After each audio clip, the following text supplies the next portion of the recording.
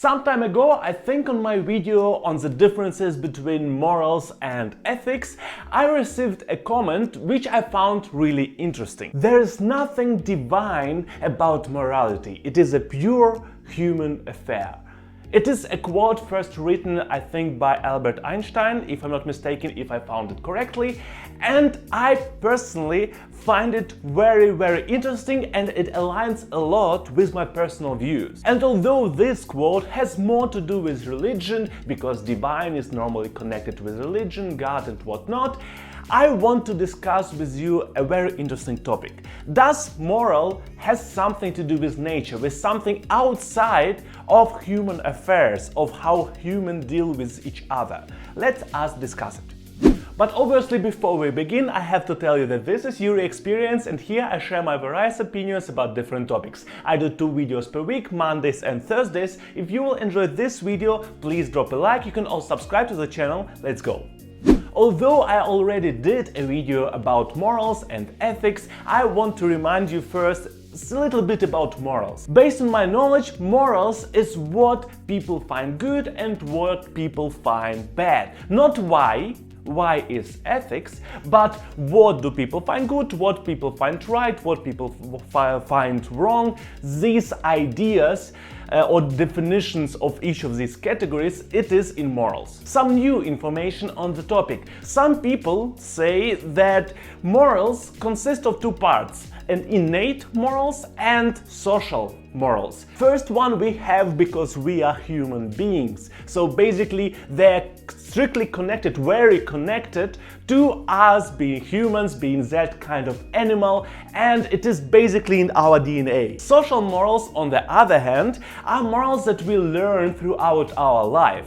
It is how we deal with society. It is how society tells us to deal with it and with other people and whatnot. Based on this assumption, there are other assumptions. For example, that morals are based on nature, on laws of nature. It is a naturalistic, if I'm not mistaken, approach to morals, and basically it says there is no divine being that defines our morals, that is nothing that rules over us in the sky, but there are laws of nature, how animals interact with each other, and we are basically not much different. We obey to normal laws of science, to normal laws of philosophy, and different kinds of philosophy and science. So basically, all of it is kind of written down. Another opinion which doesn't contradict the previous one is that morals or moral behavior is something that we got thanks to evolution. Somehow it was good for us, maybe not for survival, but maybe for living in a society, to living in a group, to have morals. Basically, one of example of moral behavior is not kill other people. And if all the people wouldn't want to kill other people, then we wouldn't have people at all, because we would die. So basically you can say that morals helped us to survive since long times, because they helped us to provide some rules, some guidelines for us in order to not eradicate ourselves.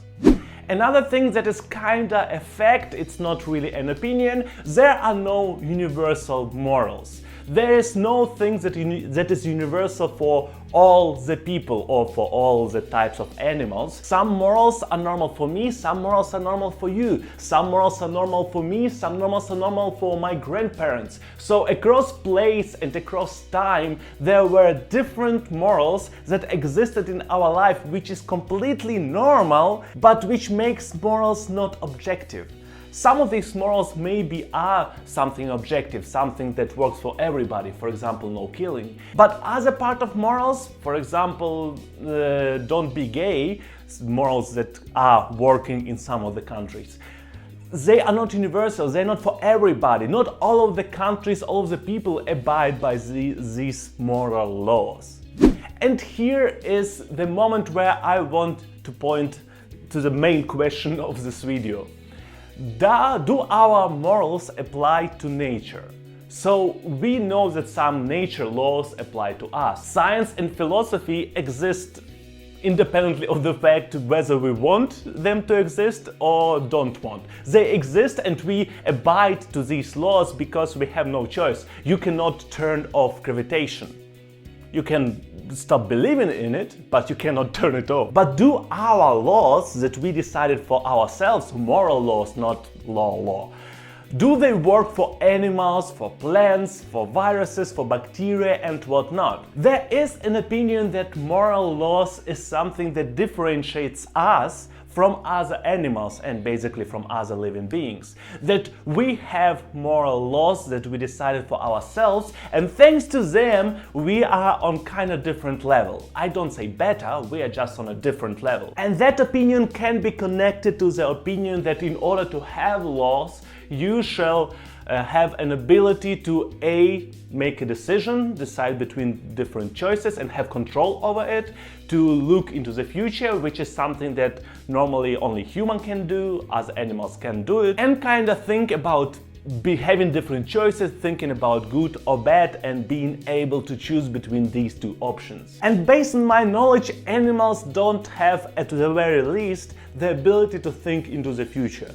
Most of the animals, based again on my knowledge, if there are some biologists in the people who watch my videos, please write down if I'm wrong. But based on my knowledge, it is one of the main differences that we have with animal kingdom. The other part of the animal kingdom, we are a part of the animal kingdom. But the point is, we can foresee the future, we can plan for the future, and that is not something that other animals have. They act on instincts, they act on sometimes emotions, but they don't have this mental or intellectual capability to think into the future in terms of planning how we do it. Don't get me wrong, animals are capable of different various things and emotions that we also feel, maybe in a different form, but they are capable of them, being it empathy, being it love, being it fear. But morals are kinda on a different level than just that. These emotions are basic emotions. You can, in my personal opinion, kind of compare it to our innate moral values, if we do use this system of values in terms of morals. Most of us are capable of emotions. Most of us are capable of acting based on emotions, deciding based on emotions, and being able sometimes to turn emotions off. But we possess slightly more abilities than just that. We don't only have emotions, but we also have, like, I don't know, I think was defined in some of the articles that I read as intellectual abilities that we have and that animals just don't have. Maybe yet, but they don't have it. Overall, one of the main reasons why I decided to do this video was my disagreement with the idea that we shall use our moral values when we think about how we deal with other living beings, especially with animals, to be honest, but also overall with other living beings. Since no two human beings can have same set of moral values, I just cannot believe that we shall use same comparison of moral values when we are talking about human and other beings, being it dogs, cats, pigs and whatnot. We are different beings, and I don't tell it in order to put animals down or put plants down. They are not as intellectual as we are. No, they are different beings. There are some perks of being them, there are some downsides in being them. But the point is, we developed this moral system for us in the first place. We can use it for other beings, but in the first place we developed it for us, for interactions between us. Obviously, it is no reason to be negligent to other living beings or to be wasteless with resources that we get from other living beings. But I think that we shall stop just thinking, oh, what if I would be in that animal's shoes? Animals don't think like we do.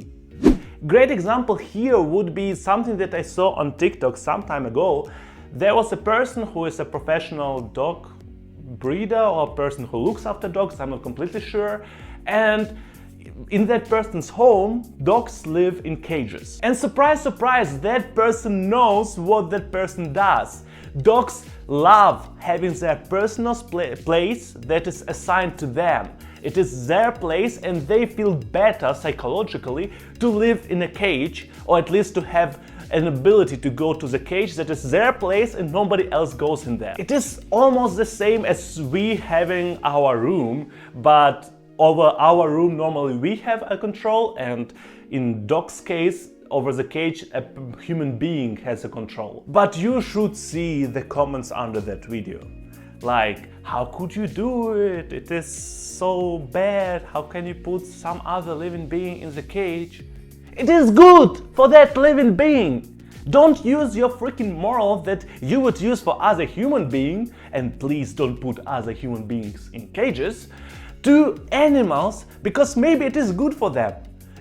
Try to use the same example with plants and it will destroy your mind. As a human being, you can drink almost as much water as you want. At some point you would suffer a bit, but it will be very difficult to come to that point.